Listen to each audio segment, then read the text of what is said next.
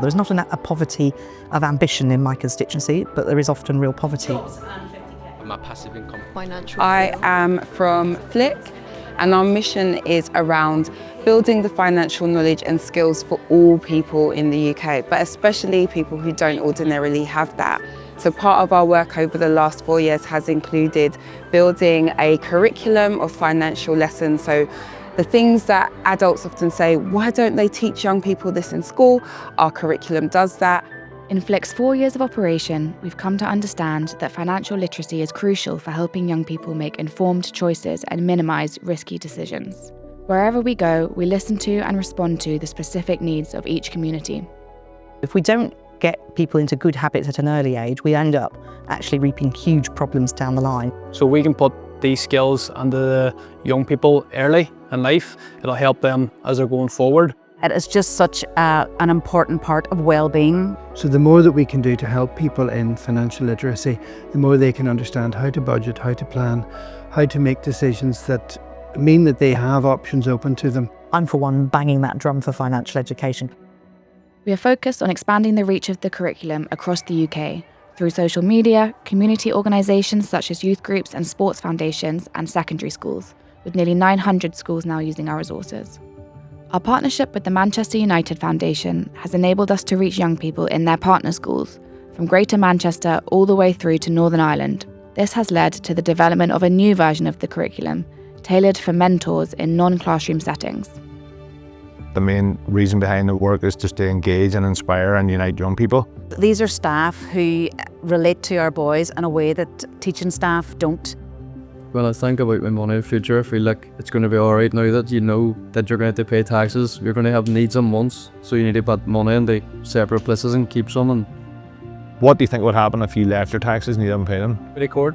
I love the booklets when we've got them printed out. For example, we might take our booklets to the sports hall and I'll tell them, look, if we do 15 minutes work, we can have 15 minutes football or basketball or whatever. They need to know about credit ratings, they need to know about savings, they need to know if they get into difficulty, who they can turn to and why. Incorporating it in everyday life. Oh, should I spend that? Should I buy that? Do I need that? Or do I want it? I have to decide, do I want to save that money to buy something? Or do I want to spend it straight away on something? The content that we're able to deliver is very informative, but it's also very realistic. It's really good life skills for them. The resources, for me, as not a teacher, has been really useful. I found them very easy to follow. The lessons are taught in a way which lets them ask the kind of questions that sometimes it's difficult to ask because financial things are a challenge for everyone. And so being able to ask those questions and to learn financial literacy in a safe and comfortable setting is something that's really good for them for now and in the future. Since the start of the partnership, we've trained 25 school mentors in almost 30 schools and collected really promising engagement data so far.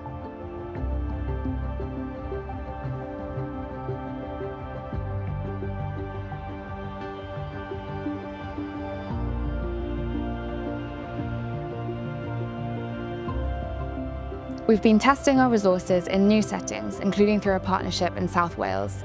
We've tailored our content to reflect rural environments, including adjusting things like projected earnings and rental costs to better meet our learners where they are.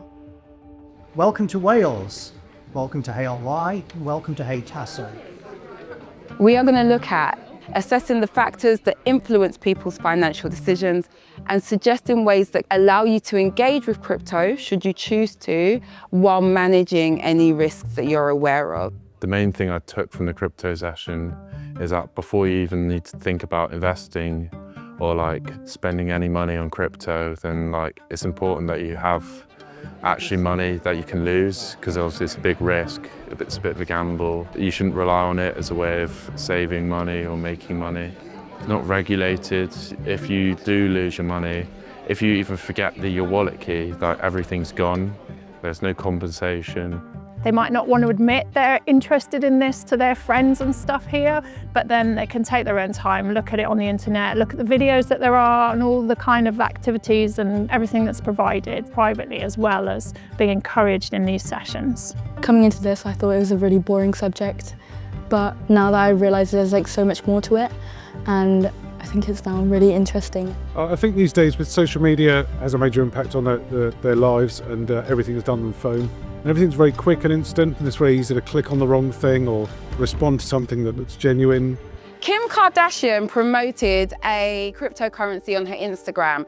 The advert looked like this on her story. She brought it into more of a Gen Z world. She showed Kim Kardashian and social media and that. Do we think the value of the coin went up or down? Orange for up, blue for down. I chair the Treasury Select Committee in the Commons, and we're very concerned about finfluencers, people who pop up on the social media feed, get right into teenagers' hands, not just teenagers, but they're included. And it's very difficult for them to differentiate what's really good advice and what's just fake. What's clever about what Flick's doing is it sort of provide that education in the classroom, but drawing them in through some of those trusted social media routes.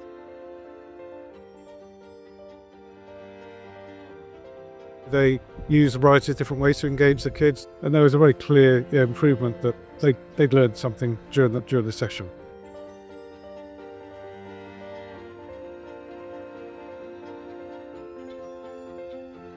Days like today show an immediate and meaningful impact of our work, but it's through our Beacon School programme that we can really show how powerful a robust financial education can be.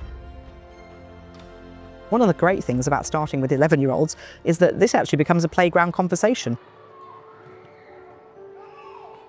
What I like about what Flick's doing is it provides all those lesson plans and detail so that teachers aren't having to reinvent the wheel. But also, not every teacher will be expert in personal finance. Actually, it's quite risky for them to give advice without really solidly worked up curriculum, and lesson plans and so on. And the fact that Flick provides a wide range of choice is important, because the issues that matter to young people in Hackney South and Shoreditch or in London are going to be very different to, say, rural Wales or the northeast of England. And so making sure it's tailored so that it actually matches young people's real lived experience, I think, is a really critical thing.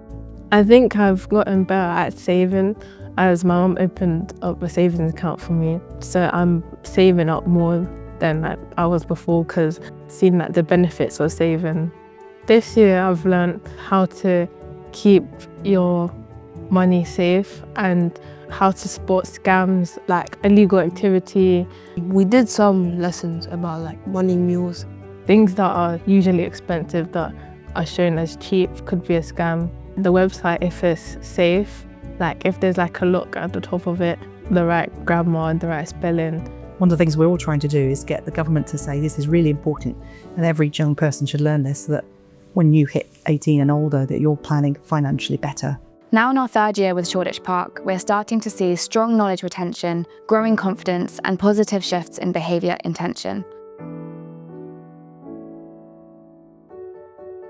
The data is encouraging as students start to apply what they've learned in their everyday lives. I feel more confident about money. It's something new every lesson, and everything that I've learned is something that I didn't know before. We don't really have a favourite thing I learned this year. It was all really fun to learn. They're teaching you a lot of not what you wouldn't normally learn in lessons. And it was all really informative, and yeah. The lessons have been fun. Probably how to budget, because I'm going to use that in my life. And saving. I definitely think we're going to use what we're learning in life. Building an evidence base is a key priority for Flick, and we are actively recruiting schools to our evaluation study. Let's use organisations like Flick to make sure that we're getting that good quality in the hands of teachers to make sure that pupils are properly supported.